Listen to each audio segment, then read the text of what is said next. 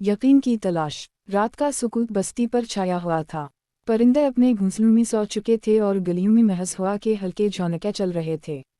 बस्ती के किनारे एक छोटा सा मकान था जिसके कच्चे सहन में एक चिराग जल रहा था। चिराग की मध्यम रोशनी में एक नौजवान, जिसका नाम जैद था, बैठा कुछ सोच रहा था। उसके दिल में अजीब सा इज़्तिराब था। जिंदगी की रंगीनियां, दौलत के ख्वाब और जवानी की ख्वाहिशात सब कुछ होते हुए भी वो सुकून से खाली था। जैद के वालिद एक सीधे सादे किसान थे। इन्होंने अपनी पूरी जिंदगी खेतों में गुजार दी थी। वो हमेशा बेटे को ये नसीहत करते रहते, बेटा, दुनिया की हकीकत धोखे के सिवा कुछ नहीं, असल जिंदगी तो आखिरत है। अगर वहाँ के लिए तैयारी कर ली तो ये दुनिया खुद ब खुद आसान हो जाएगी। लेकिन जैद इन बातों को सुनकर अक्सर मुस्कुरा देता।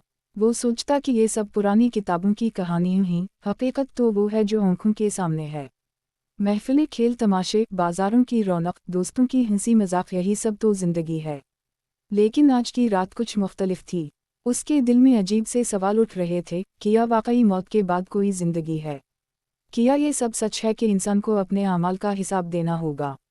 अगर ये सब सच निकला तो मैं किस हाल में हूँगा? जैद ने चिराग को देखते हुए एक लंबी सांस ली। चिराग की लो जैसे उसके दिल की बेचैनी को बयान कर रही थी। अचानक उसे अपने दोस्त हसन की बात याद आई, जो चंद दिन पहले बीमार होकर फौत हो गया था। हसन की हंसी, इसके साथ गुजरे लम्हे, सब कुछ जैद के ज़हन में ताज़ा हो गए।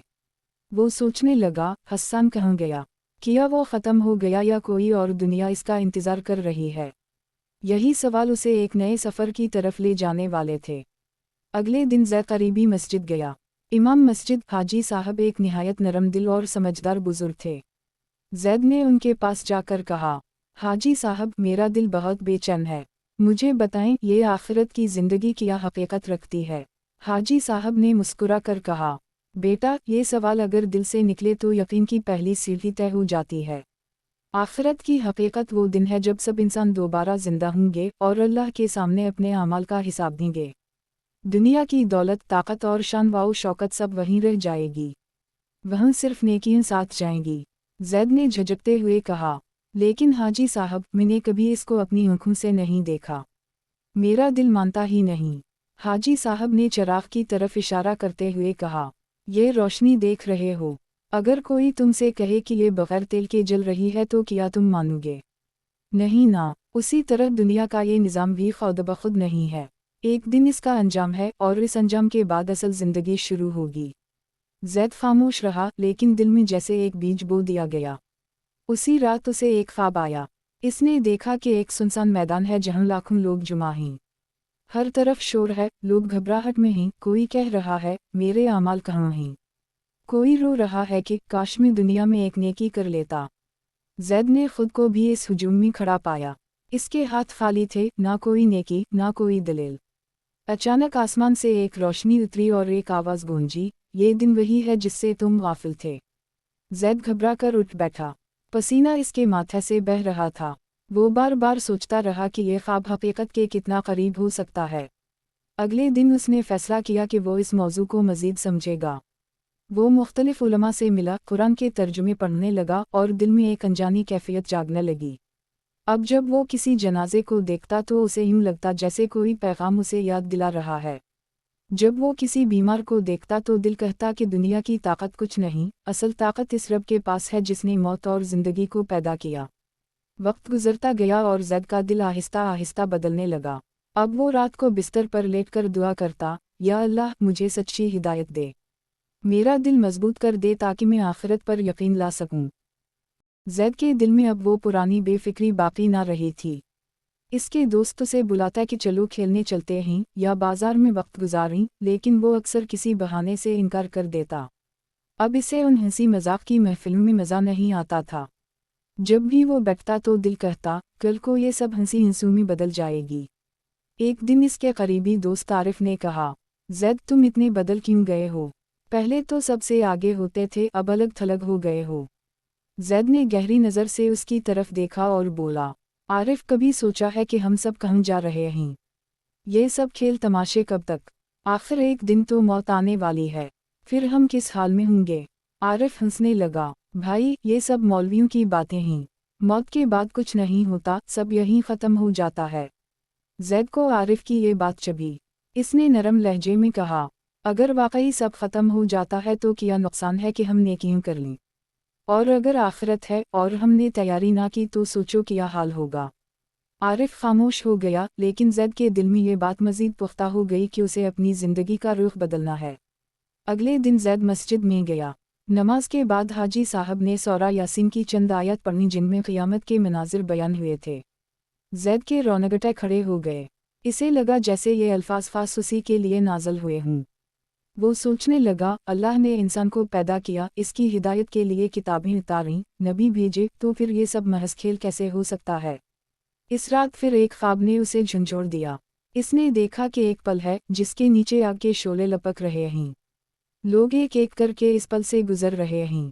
कुछ लोग आसानी से गुजर गए, लेकिन कुछ लड़खड़ा कर नीचे गिर गए। जब जैद की बारी आई तो उसके पाँव कांपने लगे। अचानक इसे एक रोशनी नजर आई और किसी ने कहा, ये पल सिर्फ उनके लिए आसान है जिन्होंने दुनिया में आखिरत को याद रखा। जैद चीख कर उठ बैठा। दिल जोर जोर से धड़क रहा था। इसने वज़ू किया और लंबे सजदे में गिर गया। इसकी आंखों से आंसू बहने लगे। वो बार बार कहता, या अल्लाह, मुझे सीधे रास्ते पर ले आ, मुझे इस दिन के अजाब से बचा ले। अब जैद की ज़िंदगी में अमली तब्दीली आने लगी। वो सच बोलने लगा, लोगों के साथ नरमी इख्तियार करता, कमज़ोरों का ख्याल रखता। इसे लगता जैसे हर अमल लिखा जा रहा है और एक दिन पेश होगा। वो अपने वालिद के खेतों में भी पहले से ज़्यादा मेहनत करता और दिल में सोचता, ये खेत दुनिया के लिए हैं, लेकिन मुझे अपने लिए आखिरत का खेत भी आबाद करना है। एक दिन बस्ती में एक जनाजा हुआ। नौजवान लड़का था जो हादसे में फौत हो गया। जब कब्र में उसे उतारा गया तो जैद के दिल पर अजीब कैफियत तारी हुई। इसने सोचा, कल तक ये हमारे दरमियान हंसता खेलता था, आज मिट्टी के नीचे है। कल को मेरी बारी भी आएगी। उसी रात उसने फैसला किया कि वो अपनी बाकी ज़िंदगी आखिरत की तैयारी में गुजारेगा। लेकिन ये आसान ना था। इसके कुछ दोस्त उसे तने देते, जैद पागल हो गया है, अभी उम्र ही किया है, बुढ़ापे में तौबा कर लेना। जैद मुस्कुरा कर जवाब देता, किया मौत बुढ़ापे का इंतज़ार करती है। इसके ये अल्फाज सुनकर कई लोगों के दिल कांप जाते, लेकिन फिर भी वो अपनी पुरानी राहों पर चलते रहते। जैद ने दिल ही दिल में अहद कर लिया कि वो चाहे अकेला ही क्यों ना रह जाए, लेकिन आखिरत पर यकीन के साथ ज़िंदगी गुजारेगा। जैद की तब्दीली बस्ती के लोगों के लिए हैरानकुन थी। जो नौजवान कभी खेलकूद, बाजार और बेफिक्री में आगे आगे होता था, अब मस्जिद की पहली सफ में खड़ा नजर आता। जो लड़का कभी हंसी मजाक में वक्त बर्बाद करता था, अब कुरान की तिलावत में गुम रहता। लोग इसे देखकर चुपचाप सरगोशियां करते, कुछ तारीफ करते और कुछ मजाक उड़ाते।